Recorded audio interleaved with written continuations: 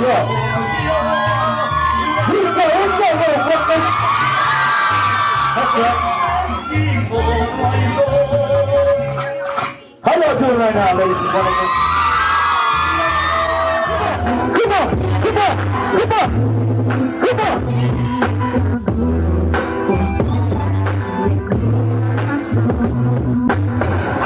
How many Mexicans in the house?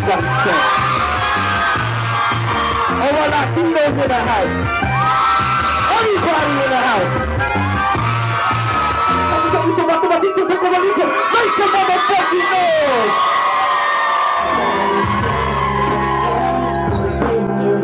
Satisfied, ladies and gentlemen. I want to thank everybody who's in this motherfucker from the bottom of my heart. I don't think you'll ever understand how much this means to me. And now for my next number, I'd like to return to the classics. Perhaps the most famous classic in all the world of music. You ever felt lost and confused, don't know what to do? Got the clues, but you're not sure which road to choose. You could walk a mile in my shoes, maybe even two, but I promise you, you don't want to go through the things I've been through. Everything I've worked for, everything I've been through, everything I've ever experienced in life, it comes down to this very moment.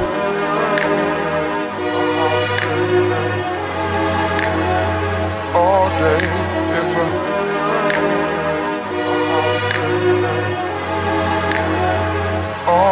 I was at a point in my life where I felt like, you know, I was losing connection with the music, and I felt like it was time that I did something where I kind of just put it all out there. I wanted to give people the things that have been hurting me. Depression, suicidal thoughts, insecurities. I've done songs like my suicide letter and just songs where I express myself, but I wanted to go a little bit more in depth as far as the things that make me insecure, the things that make me sad, the things that hurt, the things that make me feel like even though I'm living, I'm not really alive. A couple days ago they told me that you died, and right away I felt some weird type of vibe.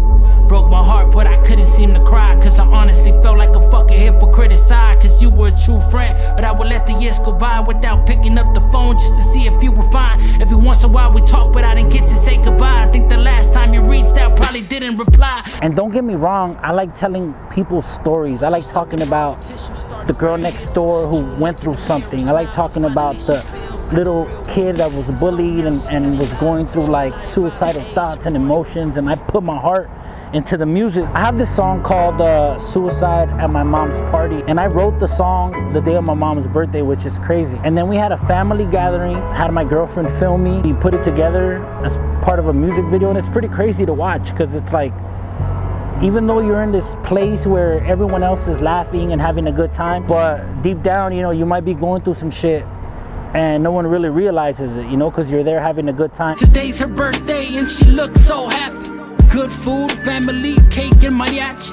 Everyone dancing, singing and laughing. But little do they know that I'm just here acting like everything is fine. But inside I wanna cry. What if I leave this party and commit suicide? You think people will care if they walked outside and see me dead on the floor?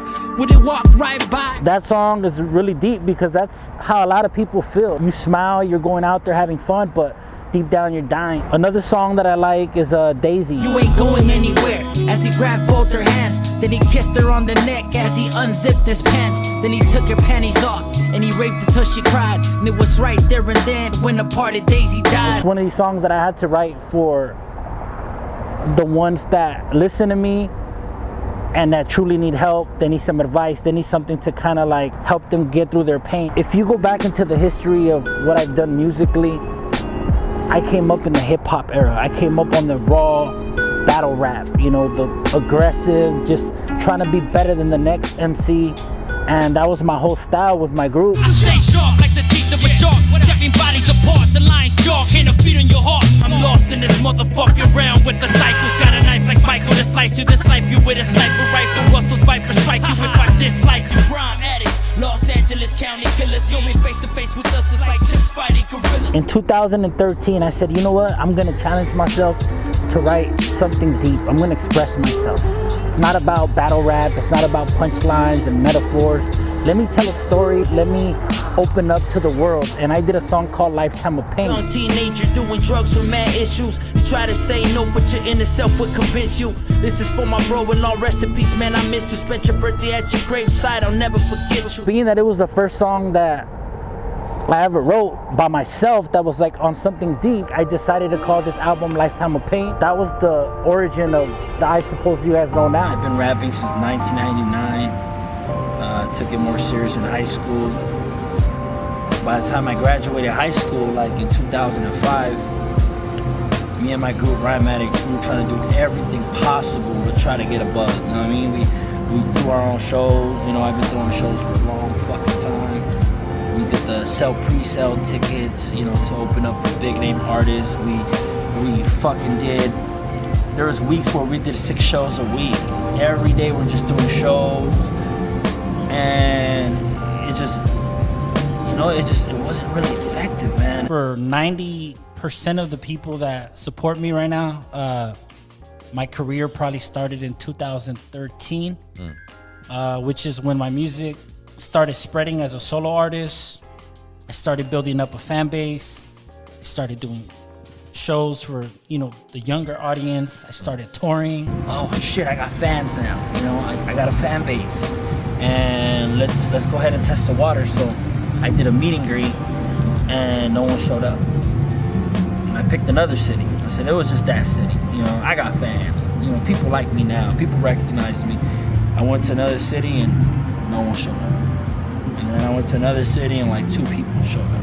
Then I did my own little tour, the Rock the Spot tour, and no one would come out to the shows. They were all free, and you'll have 3 people, 5 people, sometimes 7. One show we had 10, and I felt like I was on top of the world. Eres mi mamá y también mi mejor amiga. Eres testiga de la vida que me diste. Y te adoro pa' si nunca lo supiste. Come on, y'all. Round of applause if you love your mama and shit.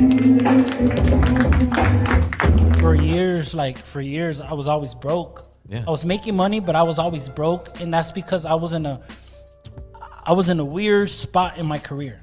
I was in a spot where I had fans in different states, but not enough to invest and capitalize from it.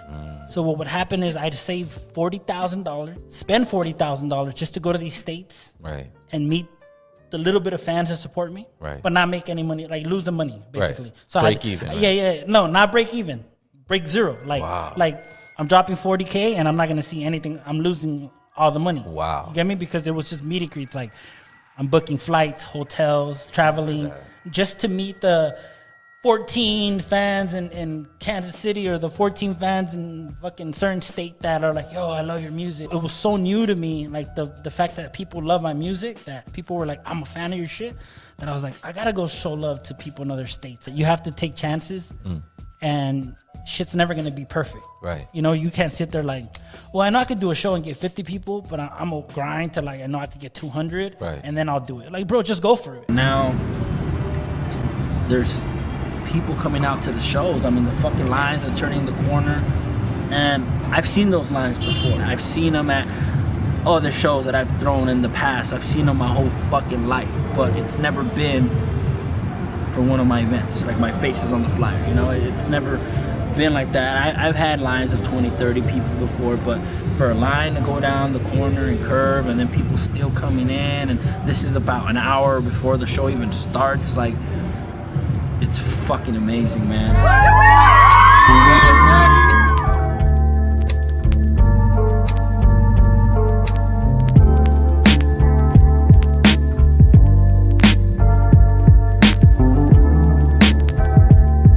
You guys here to see? Who you here to see? It's okay. You could answer with your face that way. Who you ladies here to see? Here to see, I suppose. Ready to go in? Yeah! Swag. Who are you guys here to see? Ready? 1, 2, 3. Who you ladies here to see? I suppose. Here to see, G? I suppose. Who you guys here to see? I'm not big enough yet to rock the fucking Hard Rock Cafe or the fucking, know what I mean? So we gotta be in local spots like this. Know what I mean? Next year I'll be at the Hard Rock Cafe. But right now, we're at Wasted Americana, and if it wasn't for them, I wouldn't be here.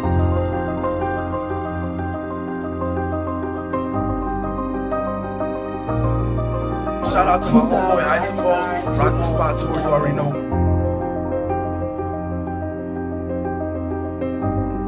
I'm trying to get some of what he got right now. This is crazy. This is crazy right here because man, I Suppose, Ron Adams, you know how it go like that. He's straight West Coast style right here. West in Vegas. Coast, West. Clowning you. You can see around what he done brought to Vegas. Y'all artists in Vegas need to step your game up. This dude ain't even from there. He just clowns y'all right now, straight up. this is one of the cats I looked up to since I was a kid and shit. Like, if it wasn't for Stone's Throw and what he was doing with them in that era, I wouldn't be here and shit. And it's fucking crazy. It's crazy to have him here, you know what I mean? First time I meet him, and since I've been trying to meet him since 2001, and he came out to support. About a year and a half ago, I was doing shows, and you know, my brother would come watch me, my sister-in-law, my sisters, my nephews, the homies from the block, and I really didn't have any fans that were related to me or that knew me personally. And I've always had a vision of having people come see me, you know, having people come to my shows, having people buy the merchandise, take pictures, me signing autographs. I always had that vision, you know, since I was younger, coming up, you know, rap game, whatever. But I've never visualized it to be so soon. A big part of me wants to make this my last album. I've told enough of my story. I think I just need a break from everything. And, you know, last night I was sitting there talking to some friends and I was like, yo, I don't even want to drop music no more. I've experienced a lot of great memories with hip hop and just putting my story out there and my emotions, and you know, after a point it's just, you just want to try new things.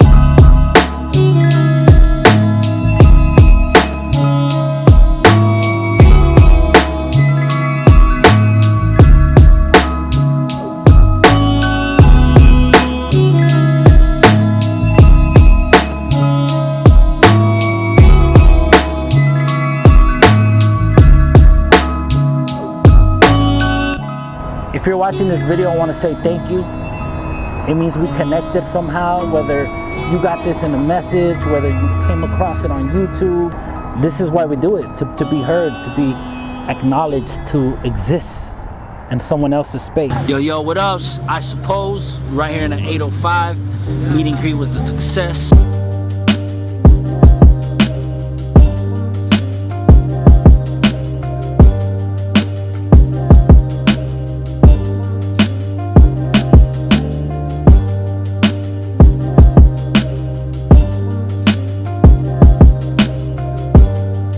Angelica got glasses, she got 4 eyes, she could stare into some asses. I want you guys to get this album, Lifetime of Pain. The album is available on the website. The reason I decided to put the album on the website is because although I know people don't have CD players and don't use CDs anymore, I wanted to create something tangible, something that people could hold on to and cherish and be like, yo, I got this. I was a part of this man's journey. To have a physical CD that you can hang up on your wall, you could just hold on to, and you could say, yo, this man was going through some shit and I was one of the ones that connected with him. 99.9% of artists don't even do CDs anymore, but you know, it's always good to give the fans and the supporters something they can hold on to. A piece of me, a piece of my heart, a piece of my journey. So Lifetime of Pain, the album, go get it at truthclothingshop.com. Much love. Bye. Yeah, I love you.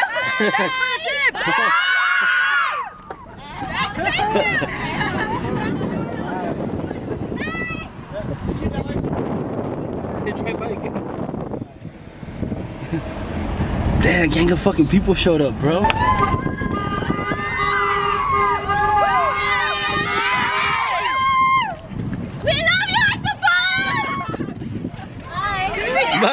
This is fucking awesome. This is crazy. Fuck, fool. It's kind of surreal. I don't know what you think. I spent my days in hell. People said I needed Christ, but without darkness, it's hard to appreciate the light. After my conscience, vanished over time.